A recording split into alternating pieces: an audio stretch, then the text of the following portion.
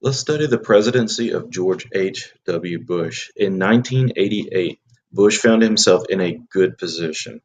Bush was nominated by the Republicans to continue on the policies and the popularity of Ronald Reagan. And so he was put against Democratic challenger Michael Dukakis. Interesting note for Michael Dukakis. Dukakis beat out Jesse Jackson, the first major African American candidate for the nomination for the Democrats in this particular election. In 88, Bush won with 54% of the popular vote and 426 electoral votes.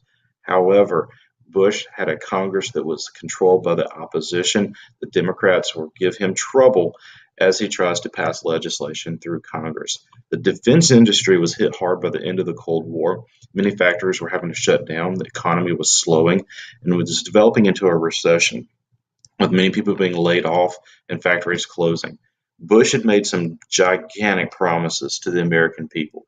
In particular, to improve the economy, he called for tax cuts, especially in the capital gains tax, or taxes paid by businesses, investors when they sell stocks or real estate for a profit. Bush's biggest promise to the American people was this: raise taxes and I'll say no, and they'll push and I'll say no, and they'll push again and I'll say to them, read my lips. No new taxes. The problem with it is, again, the Democrats controlling Congress. The tax cuts that he was promoting were all voted down in Congress. So, in exchange, Bush agreed to a tax increase in exchange for cuts in spending. This broke his campaign promise of no new taxes and turned many, many voters against him. He did do some successful things. Let me give you a few examples. For example, the Persian Gulf War, I believe, was the success of the United States. I believe it was a good moment for Bush.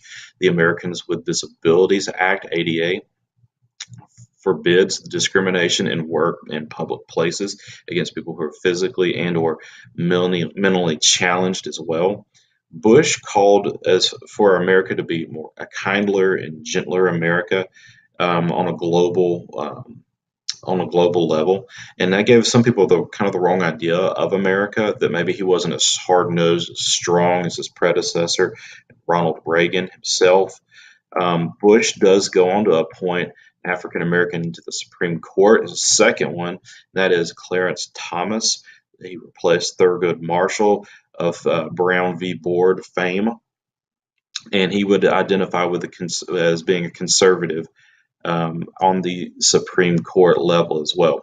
However, 4 years later in 1992, Bush is going to be hurt again by the whole idea of tax increases.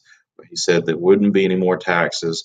The challenger is a younger candidate, Governor Bill Clinton of Arkansas, promising to cut taxes and blaming Bush for the post Cold War recession. Just as a side note, the Independents ran a millionaire from Texas named H. Ross Perot.